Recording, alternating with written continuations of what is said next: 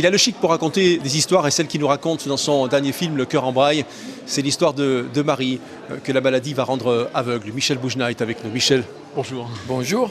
C'est l'adaptation d'un roman, mais vous êtes quand même accordé un grand écart. On retrouve un petit peu de vous partout dans tous les personnages. Ben, c'est ce qu'on me dit.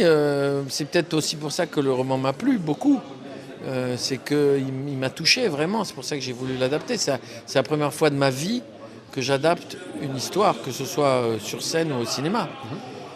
Et évidemment, quand j'écris une histoire, même si j'ai adapté un roman, tous les personnages, c'est moi. Tous. Même les murs, c'est moi. Les chaises, c'est moi. Les tables, c'est moi. Les fleurs, c'est moi. Michel, on y retrouve toutes les émotions. Il y a la jalousie, il y a le deuil, le conflit des générations, l'entraide. Ben, il y a beaucoup d'histoires dans une histoire, quoi. D'un côté, on a cette petite fille qui se bat pour son rêve et en fait, tout ce qu'elle provoque autour d'elle et qui transforme la vie des gens autour d'elle, même si au départ, elle ne pense pas transformer la vie des gens, elle pense transformer sa vie à elle.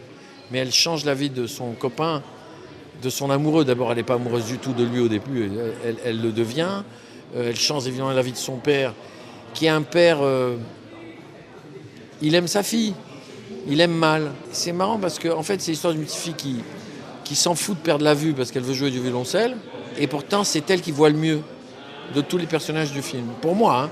Mais là, je suis surpris de la réaction des gens dans la salle. Et j'en suis heureux. Du choix de ces comédiens, en tout cas des deux jeunes, parce qu'ils m'ont l'air très préparés, déjà professionnels, à l'aise. Bon, lui, il a tourné, dans l'année où il a tourné Le cœur en braille, il a tourné 106 jours. Donc c'est vraiment un acteur né, lui, et c'est un acteur professionnel. Elle n'avait jamais tourné, mais elle avait tellement envie de jouer le rôle, et c'est une musicienne dans la vie. Dans la vie, elle n'est pas violoncelliste, elle est violoniste. Elle est parfaite. Elle connaît la musique, elle a le sens de l'effort parce qu'elle fait 6 heures de violon par jour. Elle a le rythme, puisqu'on ne joue pas la comédie si on n'a pas de rythme. On ne peut pas faire de musique si on n'a pas compris le rythme. Donc on s'entendait merveilleusement bien et elle est d'une intelligence. Et puis je vais vous dire un secret, j'ai eu un cul. Mais un cul. J'ai eu une chance dans cette histoire de les avoir rencontrés les deux. Si je ne les avais pas rencontrés, je n'aurais pas pu faire le film. Tous les jours, je me disais merci, merci, merci. Oui, je m'adresse au papa. Est-ce qu'on est suffisamment à l'écoute de nos enfants ? Bien sûr que...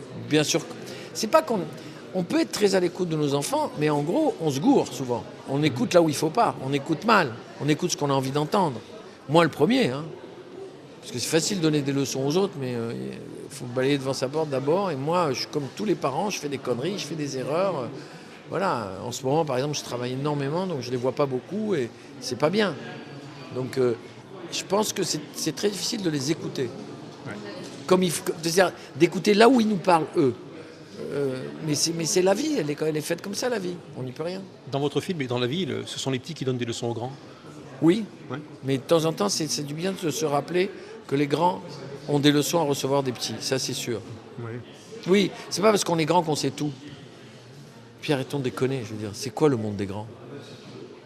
Alors c'est vrai, le prof, il sait les maths, l'autre, il peut leur apprendre l'anglais. Mais c'est quoi le monde des grands ? Quand on est petit et qu'on voit le monde des grands, c'est quoi ? C'est Monsanto ? C'est ce qui se passe en Syrie ? Ça donne envie d'être grand, vous croyez ? Et puis, est-ce que ça justifie qu'on les écoute ?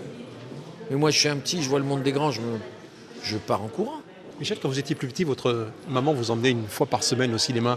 Est-ce que c'est à ce moment-là que vous avez pris conscience qu'on pouvait... transmettre des émotions par les images et par le son?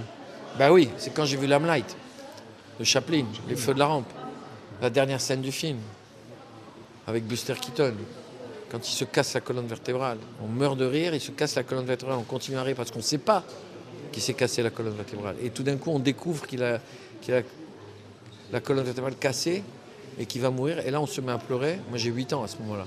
Je me mets à pleurer et pourtant, je ris encore de ce que je viens de voir. Je suis sorti de là, j'ai dit à ma mère, c'est ça que je veux faire. Michel Boujna, avec nous. Merci. Sans toi, c'est moi qui serai aveugle. C'est pas parce que vous êtes sûr qu'il faut priver les autres du talent de Marie. Qu'est-ce que vous auriez fait à ma place ?